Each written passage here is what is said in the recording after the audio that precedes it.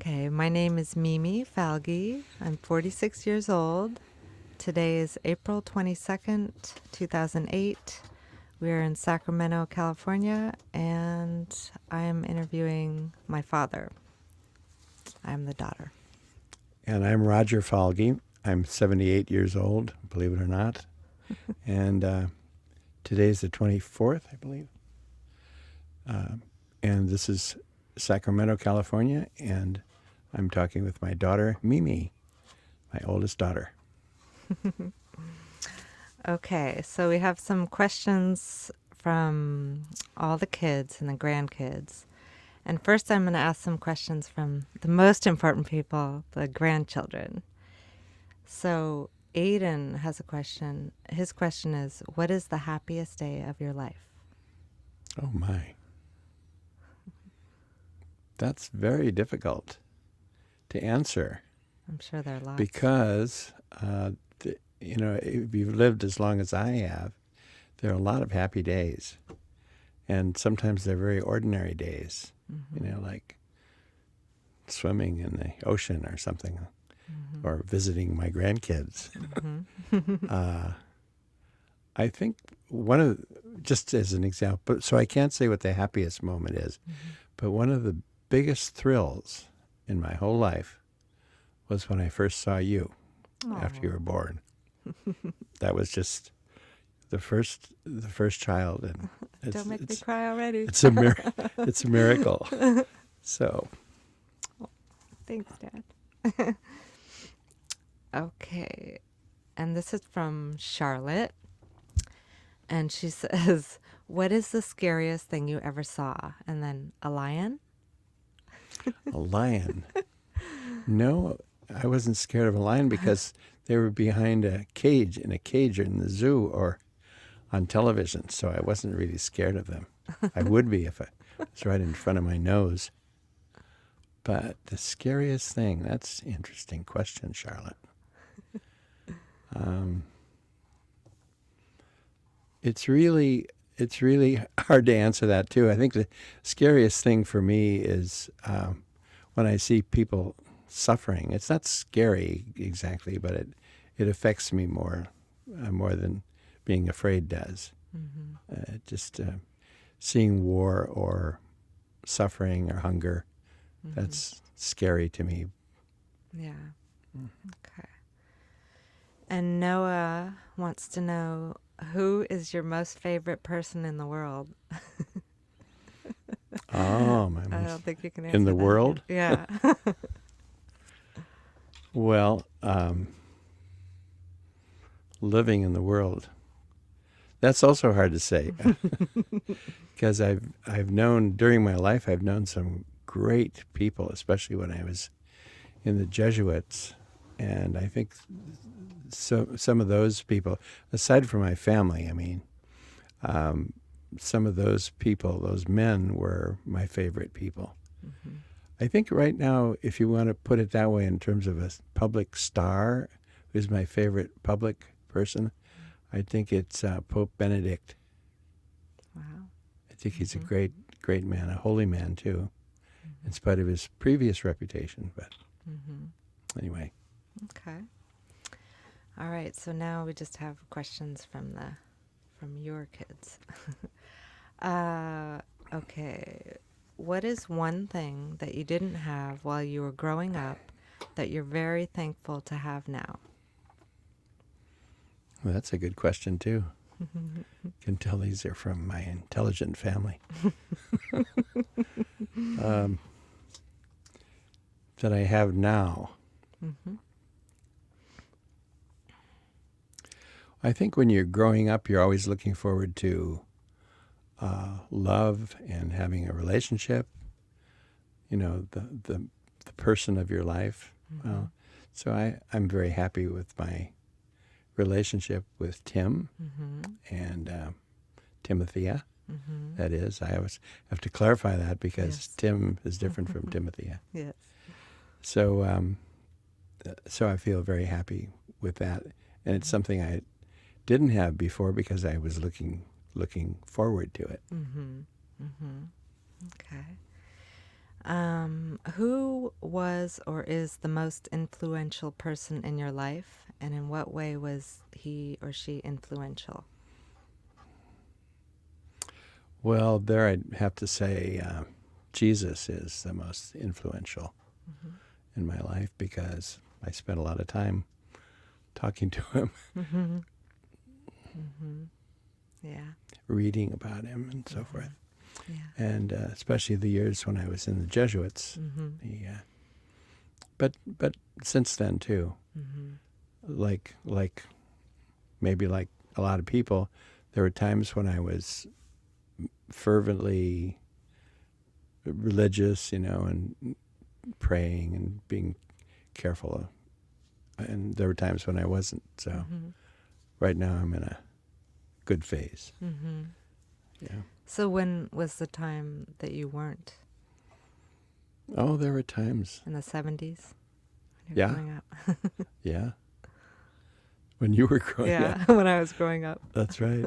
That's right. Those are times when I kind of put things on the back burner for a while. Mm-hmm. You probably remember sometimes I was in those years I was active in the church, Mm-hmm. trying to get young people together and so forth, Mm-hmm. and Yeah. it didn't work very well. No. But so I was somewhat active then, and then finally when things didn't work too well and other things were going on, I drifted a little ways. Mm-hmm. Yeah. But being with Tim, Mm-hmm. it's very helpful because we're on the same wavelength Right. about religion and Yeah. spirituality and so forth. Mm-hmm. That's great. What made you want to become a priest, and what made you change your mind? Well, as you know, I never was a priest. Made you want to Yeah. think you wanted to become a priest? What I wanted to do then, it was during the war when I went to high school, Mm-hmm. and Dad was away in the Pacific all the time. Mm-hmm. So and he really was rare because he only got one one visit home during practically the whole war. Mm-hmm. Other people would get to come home every year and a half or something like that. Anyway, so He only came home once during the war? Yeah. Wow. Yeah. Hmm. And then he came home shortly before the war ended because his ears were so shot from hearing all those guns going off, Mm-hmm. day after day and all that. Mm-hmm. But fortunately, that was the worst of his wounds. He was close. It's a close call in many ways, but in many other occasions. But he was blessed. He survived the war. Mm-hmm. But anyway, so I went to school with the Jesuits, and these were like father substitutes for me. I mean, they took the place of my father, Mm-hmm. although they were more like big brothers too. Mm-hmm. So what I wanted to do was not to be a priest, but to be like these guys, to join the Jesuits, So, and I had a great time with them, just a wonderful time of life. That's why it's hard to tell what a happy day is. And the happiest day in my life is because I had many happy days with them. Yeah. Picking grapes, going out picking grapes during the grape season was wonderful. Everything. So when, after being in the Jesuits 11 years and having a lot of adventures, I really saw the world and everything. And I began to think more serious. It was getting closer to the time that I would become a priest. Mm-hmm. I had about 2 years to go before I left. So you had been in the Philippines for 8 years by this time? The Philippines, let's see, 4 years in California, and almost 8 years in the Philippines. Yeah, Mm-hmm. and I had 2 more years to go, Mm-hmm. roughly. So I was thinking about becoming a priest, and it made me think more carefully. Do I really want to be a priest? Am I really called to that? Mm-hmm. And I don't remember ever being called to that, actually. Oh. I think I would have been happy to just be Jesuit Mm-hmm. and teach and, travel and all that sort of thing. So I began to think of that very carefully, and also to think of it, to look at it in contrast to being married and having a family. And I really thought I would like to be married and have a family after I went through this process. Yeah. So I left. I asked to leave, Mm-hmm. and it was hard to leave. Mm. So what did the other Jesuits say to you when you decided to leave? Were they sad? Yeah. Yeah. Yeah. You check that out with through your superior, and he just couldn't believe it. He told me, you'll be all right after a while. Just pray harder and so forth. And, Yeah. and for a while, I just took his advice and everything, but it was clear that and that's a whole topic, a whole long topic. I could know. talk about. We could talk about that for a while. Yeah. But most of your days were they spent, what was a typical day, if you could describe it? There wasn't a typical day. Well, it depends on what phase you were in. At Los Gatos, the first 2 years, called the novitiate, there was a lot more prayer. It was very orderly, but it always had some good time for recreation. The food happened to be excellent, and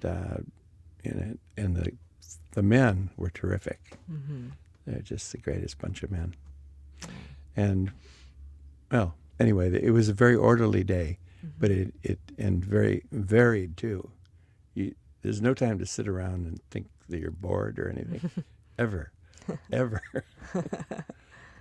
When you were studying, there was plenty of stuff to study, and it was interesting. Everyone was into the same thing together. Great spirit, great esprit de corps. And in the Philippines also? Or did you live in... There we lived in... the food wasn't so good there. We were poor relations of the other Jesuits order. They had universities there and nice modern buildings built after the war. But we lived in an old prisoner of war camp. And these were Jesuits and seminarians from seminaries and Jesuit houses all over China.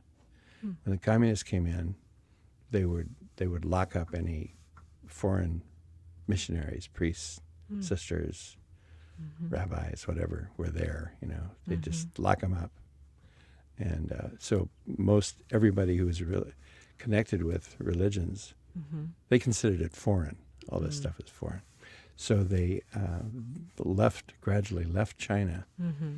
And so there were, in our community there in the prisoner of war camp, which the Philippine government had loaned to us, there were about 14 different nationalities of men, and then a lot of Chinese from 2 or 3 seminaries from all over China.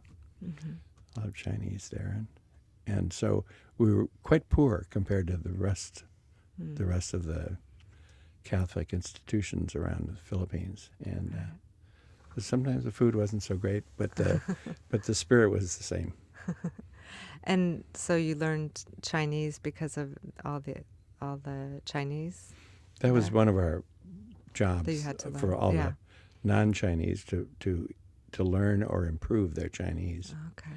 So that was our language, and Latin, and because it was all these different nationalities, and English.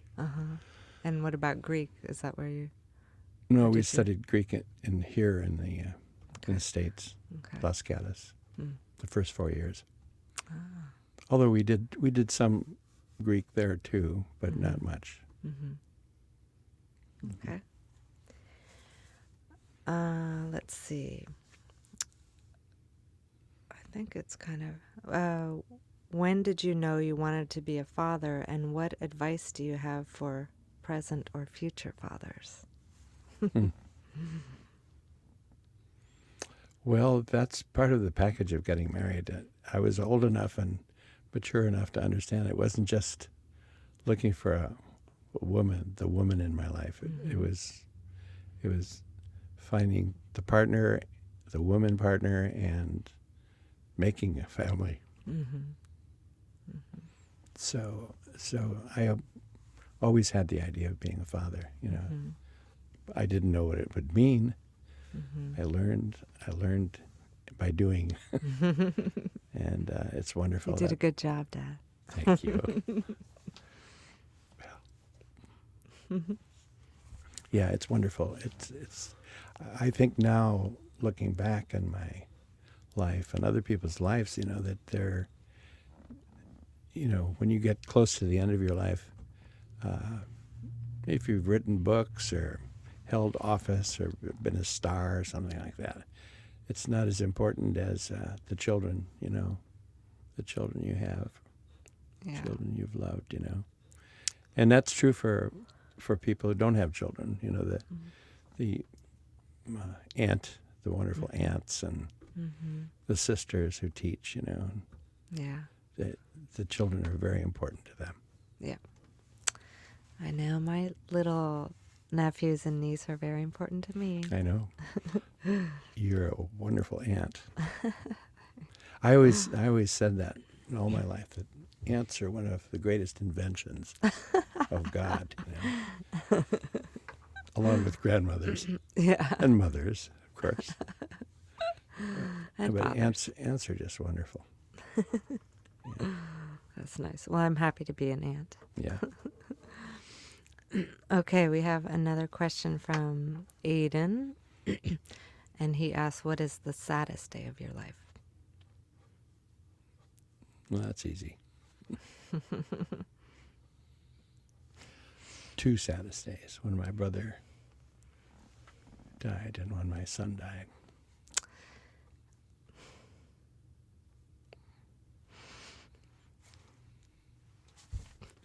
And it's too hard to talk about that. Okay.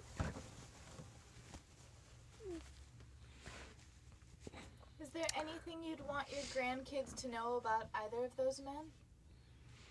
Yeah. Yeah, that's right. They don't know. I'll just say briefly, huh? Yeah. Bob was my middle brother, 2 years younger than me. He died when he was 38. And he was a genius. He was the genius in the family. And he was very popular. Everybody loved him. Yeah. And it was very sad. And I think what brought him down was drugs. Mm-hmm. He was experimenting with drugs before other people were. Yeah. And so that's one reason I hate drugs so much. Mm-hmm. I mean, I just hate him. Yeah. Absolutely. And then Chris, when Chris died at age 25, right? Yeah. 24. 24. I think. That was the other saddest day. And anyway, Chris was also just a wonderful person. He stood out and was very popular, very smart and quick. And people loved him. Yeah. Not just us. He was a good guy. He was. Okay. Okay. And this is from Charlotte. What is the most interesting thing you've ever eaten? I think probably snakes. Oh, she'll like that. Yeah, snakes. They in Hong Kong. They very often have snake soup. Really? And it tastes very good. As they say, it tastes like chicken. Yeah. And then they have stores where they sell snakes, not just ordinary. It's like a butcher shop. Uh-huh. They have all different kinds of snakes Wow. in their little cages, and they prepare them for you. Ooh. And So how's that, Charlotte? Snakes. That's very common in Hong Kong, Yeah. in China. Yeah. Oh, okay. Let's see. And Noah asks, what was your first pet? The first pet that I remember was a little Boston Terrier named, can't remember his name, Spot or something like that. It was terrible. They say your long-term memory gets better when you're older. That hasn't happened yet. So I have the short-term and the long-term problem.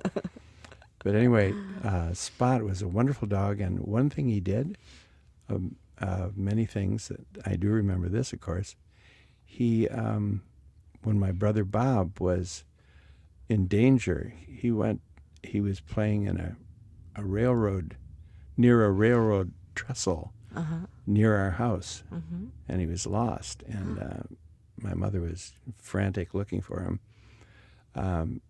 But the dog went down there, saw that Bob was playing, and he kind of figured out that that's why my mother was upset. So he ran back and forth, came and jumped up all over my mother, and she followed him down to the railroad trestle. And I don't think railroad trains went by, but there was water, and it was dangerous in some way. Wow, that's incredible. Smart dog. Smart dog. Wow. Okay.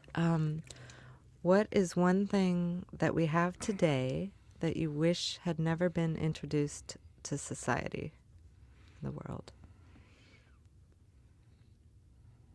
Atomic weapons.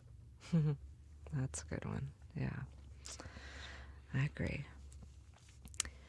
Yeah. There's. It's hard to go back there for probably people who are listening, but at the end of the Second World War in 1945, 6,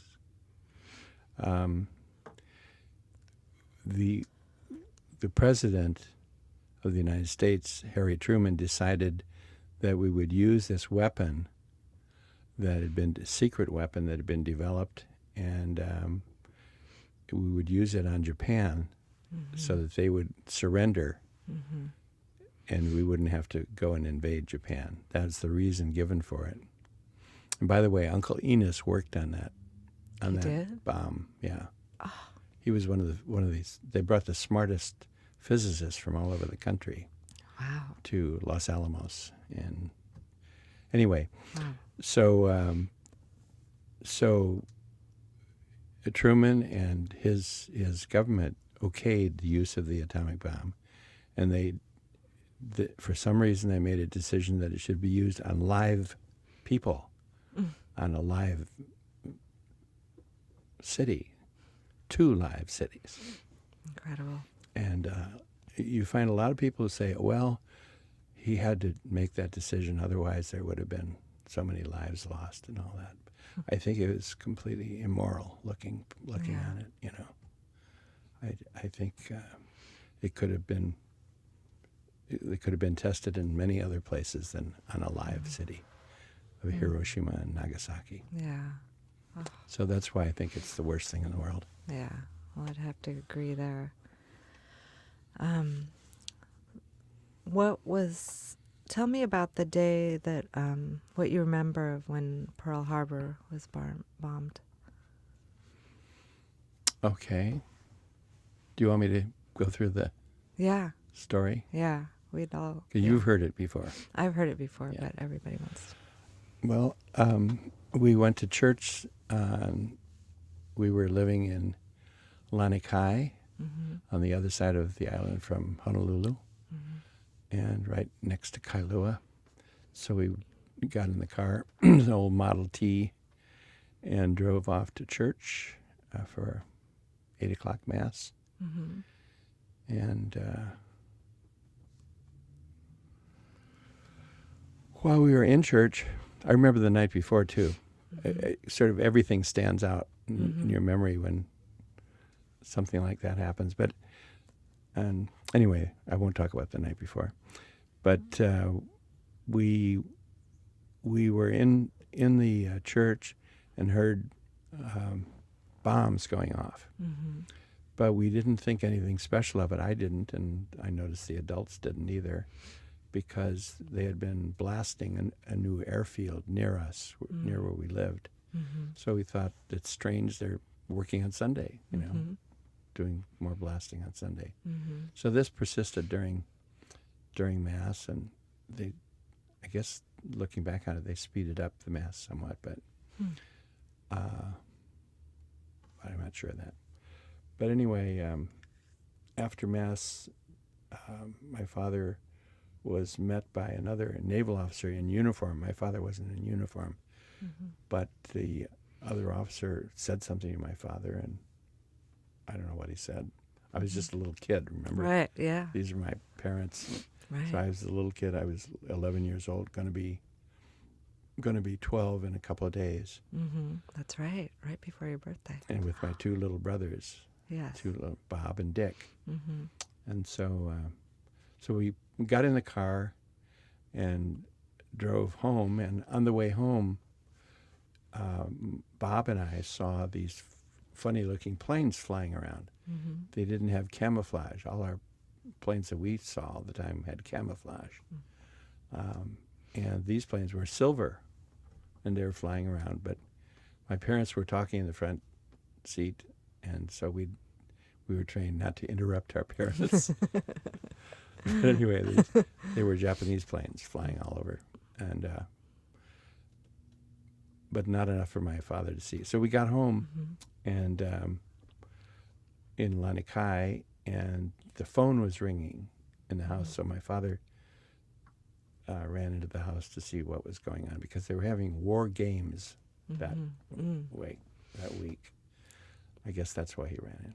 And he was damage control officer on the Arizona, assistant damage control officer, but he acted as damage control officer. Mm-hmm. So he got the phone, came out, answered the phone, came out to us waiting in the car, and said, we have to go to Pearl Harbor immediately. There's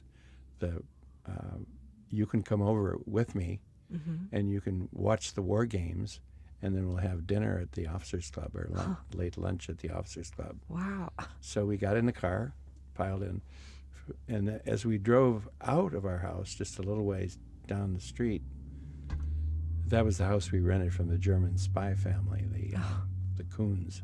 Oh. I don't think I knew about that. Did you? Oh. No.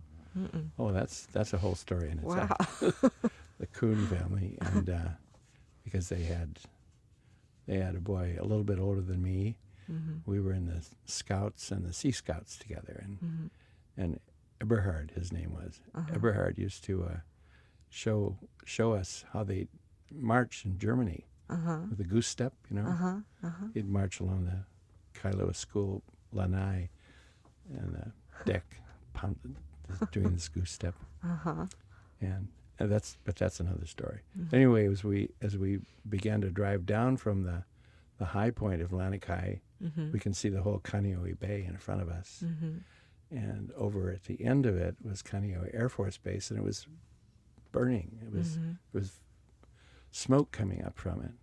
Wow. And just about that time, there were two sailors who were stopping our car in the road and saying, "Take us to Pearl Harbor." My father still wasn't in uniform, or he grabbed his uniform, put his hat on or something, and take us to Pearl Harbor. And he said, "Okay, hop in," because it was the war games. And he said, they said to him, "No, get rid of your family. This is the real McCoy. Wow. This is the real McCoy." Oh my gosh. So my father dropped us off at a gas station right close by. Was run by a Japanese family, and he I can't remember his name. He took us home, just a half a mile. But then we put things together, and you could see the smoke was, and there were planes flying around. And there were planes flying around above us too, and over in our area. So then a whole lot of things happened after that, but basically my mother and all the parents were just panicked. And my mother went over to the house of a Navy family to be with the mother and wife there, with their children. And I was the oldest boy, and their oldest boy, well, this is later, a few minutes later. So she went over there to their place, and I stayed home, went on the roof, and I could see the part of the bay and all the hills around, and I watched the planes fighting, and there was a few American planes that got off the ground, and they were chasing or in combat with the Japanese planes. So that's the story, and there's just a lot more to tell about that. But that was a changing point in my life. Was it? Think about it, because they closed the schools. So for the rest of the time, the next 3 or 4 months that I was still there, we didn't have to go to school. That was not bad. We did a lot of work at the Air Force Base, Kaneohe Air Force Base, that showed that we were taking the place of men and women, real adult men and women. So the work we did was of value, and people treated us with a lot more respect than if we were just little kids in school. Right. And we actually did one day some car came up with 4 men in suits, and they were looking for me and Donnie Crandall. Yeah. I didn't know what it was about, but they actually were from the FBI and the Navy intelligence, and they wanted us to give some information and go back to talk to this German sailor, that old retired German sailor that had made friends with us, Navy kids, and so we did some spy work and so forth. But the way it changed my life was that I saw that adults didn't necessarily have everything under control. I no longer believed that they did.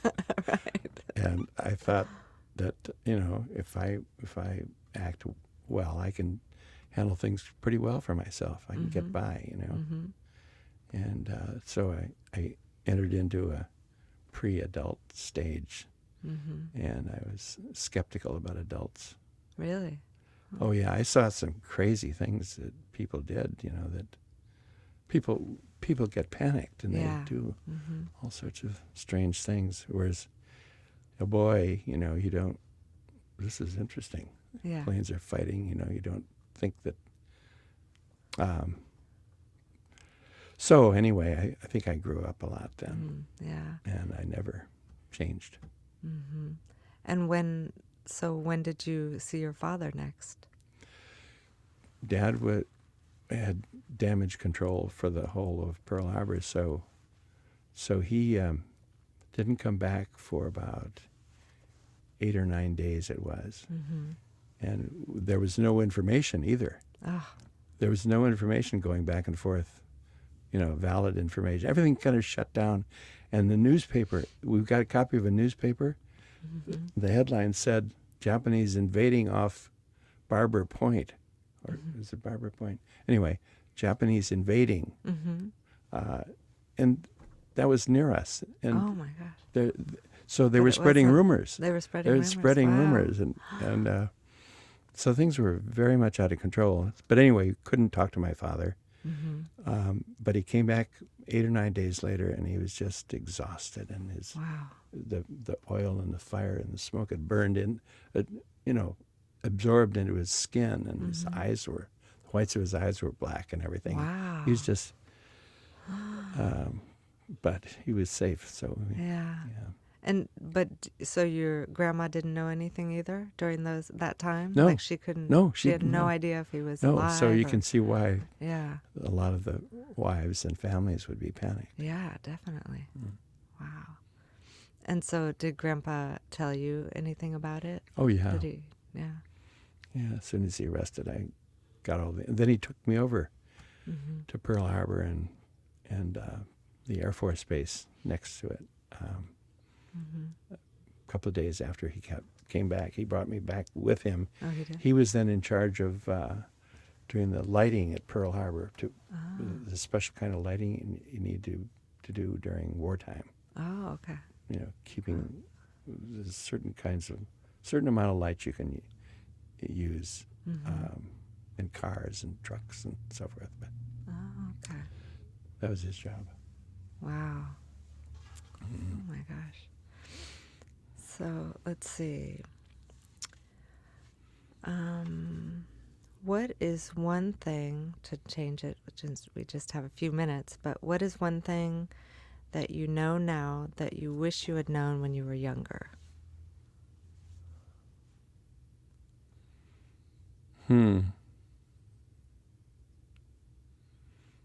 Well, I know now, but I don't see how you can know it when you're younger. Mm-hmm. That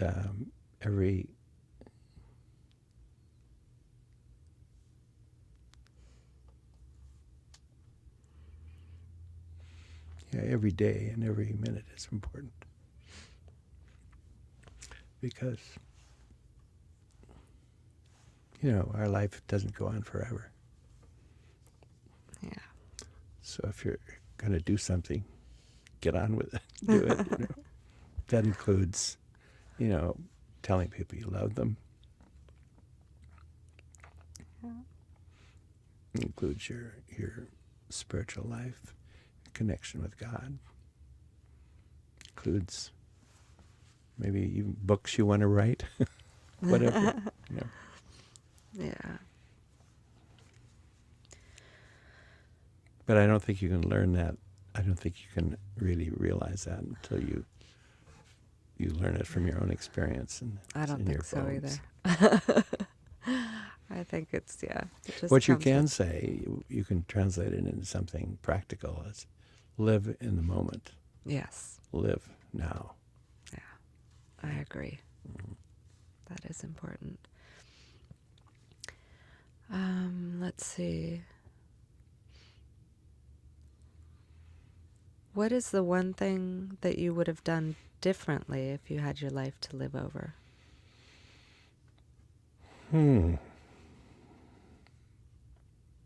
I don't think I do much differently. No. I'd just try to be a stronger, better person in the areas that I've slipped or failed in.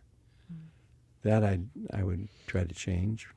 But as far as my life is concerned, that I like the choices I've made and the way things have worked out. I mean, it would have been fun to be a couple of other careers, perhaps. Rock star, maybe? No. No, maybe an anthropologist. Oh, okay. Or I would have enjoyed being a flyer. I'd like to A pilot? a better pilot. Yeah. Oh. Yeah. Actually, when I was younger during the war, it was a question of either joining the Jesuits or joining the Navy Air Force. Uh-huh. So that's tells you something about my motivations at the time. Hey, well, there's still time. Seize the moment. Life's not over yet.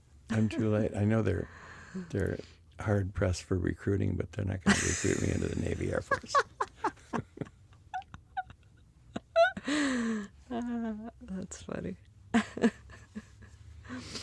Let's see what else.